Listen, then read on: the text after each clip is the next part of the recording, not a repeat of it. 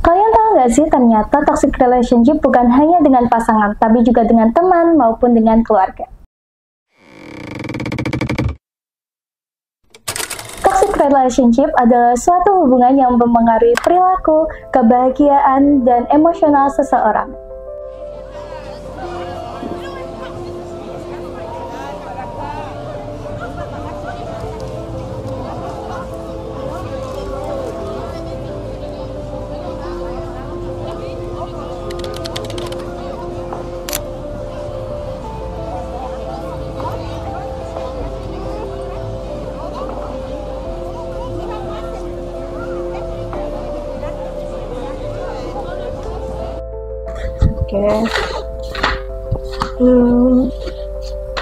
Menurut aku oke sih.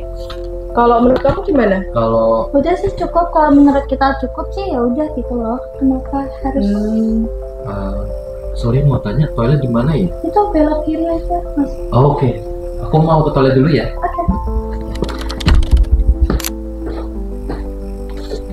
Oke. Kamu kenapa sih kok gitu wajahnya? Menurut kamu aja, kita kan kerkom berdua, kenapa kamu harus ngajak-ngajak orang lain? Menurut kakak ini bajunya bagus gak sih? Kenapa sih kamu selalu tanya aku soal pilihanmu? Kenapa kamu gak nentuin sendiri? Emang salah? Jadi mau kemana Marin? Rencana sih aku mau quality time sama teman-temanku ya. Kenapa? Quality time? Bukannya kamu punya rencana sama saya? Aku tuh udah janjian dari kemarin sama temanku, kamu baru bilang sekarang ya. Kamu jangan kayak gitu deh. Nah, boleh. Kak, saya tuh mau hari ini. Kamu harus milih sama temenmu atau sama saya. Kok kamu jadi ngatur-ngatur aku kayak gitu sih? Aku gak suka ya kamu ngatur-ngatur kayak gitu. Teman, saya tuh tidak ada. Itu prioritas kan? Karena terserah kamu. Kamu tuh emang gak pernah ngertiin aku.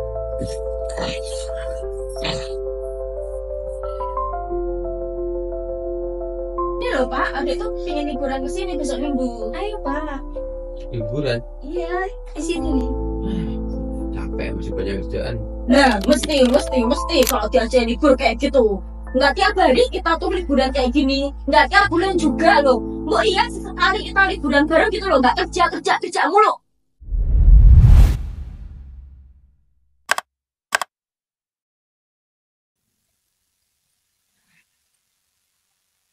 Gimana? Setelah kalian tahu contoh-contoh lingkungan yang toksik itu, apakah kalian semakin yakin bahwa kalian ada di lingkungan tersebut? Nah, oke. Setelah kalian tahu, yuk kita cari tahu juga yuk. Gimana sih cara ngatasin lingkungan-lingkungan toksik itu?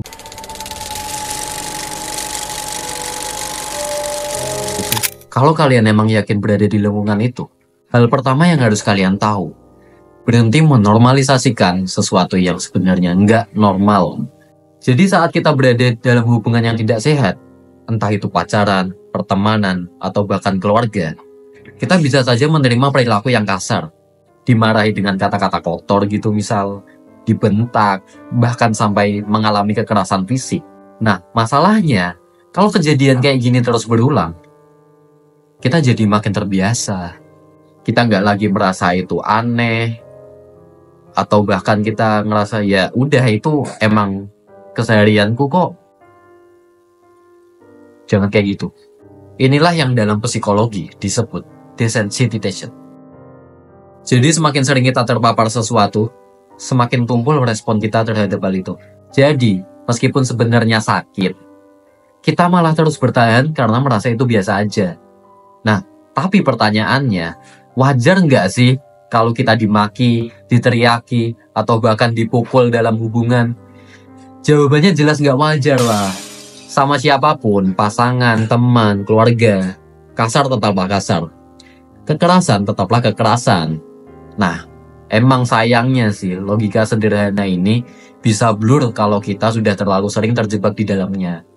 Itu kenapa penting banget kita untuk sadar dan tarik diri dari hubungan yang merusak mental dan martabat kita. Hal kedua yang harus kalian tahu, stop melakukan pembiaran dalam hubungan apapun bentuknya. Jadi di setiap hubungan yang tidak sehat, tidak ada hal yang terjadi secara tiba-tiba. Orang yang selama ini baik, nggak mungkin tiba-tiba merasa marah besar gitu, memukul gitu, atau melakukan kekerasan begitu saja. Nggak mungkin kayak gitu. Dan seringkali berawal dari hal-hal kecil yang kita biarkan. Awalnya mungkin cuma marah-marah kecil, lalu meningkat, jadi membentak, lalu memaki, terus jadi mendorong, lalu menampar, menendang. Dan ketika kamu sadar semuanya sudah terlalu jauh, padahal pasti pernah ada momen pertama kali dia memaki pakai kata kasar. Harusnya di situ kita udah tahu sih batas tegasnya. Contohnya kamu bisa bilang, aku nggak suka kamu ngomong kasar. Kamu boleh marah, tapi jangan pakai bahasa seperti itu. Kali ini aku maafin, tapi kalau kejadian lagi, aku nggak bisa terima. Kalian sadar nggak sih, ketika kita diperlakukan nggak baik, kita sulit banget buat jadi tegas. Karena apa coba? Karena kita takut kehilangan. Tapi sadar nggak? Saat kita ngebiarin hal itu, justru kita kehilangan diri kita secara pelan-pelan. Hal selanjutnya yang perlu kamu tahu, kamu harus bisa tetapin batasan dan utamakan diri sendiri. Kadang kita emang diperlakukan nggak baik di lingkungan kita. Nah, caranya, gunakan komunikasi asertif. Sampaikan dengan jelas apa yang bikin kamu nyaman dan nggak nyaman. Bilang aja, aku nggak suka kalau kamu ngomong kayak gitu ke aku. Atau, aku lebih nyaman kalau kita sering menghargai. Hal tersebut bukan buat nyalahin, nggak gitu. Tapi, biar mereka tahu dan sadar kalau perlakuan mereka berdampak buat kamu. Dan, ya, dampak ini cuma kamu yang tahu.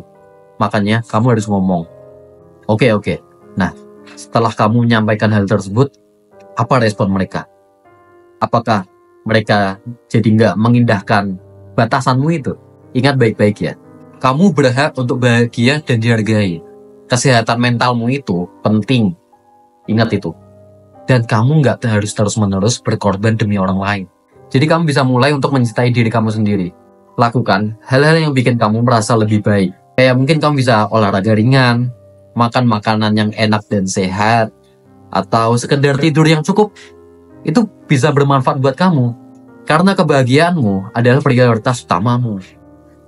Dan ini nih yang paling penting yang harus kamu tahu. Kamu gak bisa kontrol orang lain. Yang bisa kamu kontrol cuma diri kamu sendiri.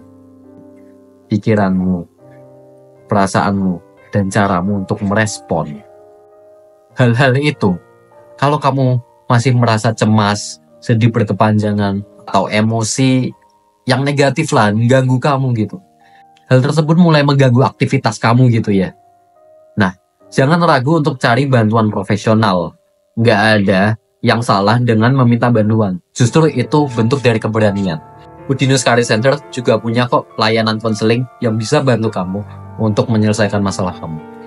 Ya, setidaknya meskipun memang nggak selesai, tapi kamu tahu kira-kira gimana sih cara berpikir yang benar biar kamu nggak salah lagi. Semoga video ini emang bisa bermanfaat buat kalian.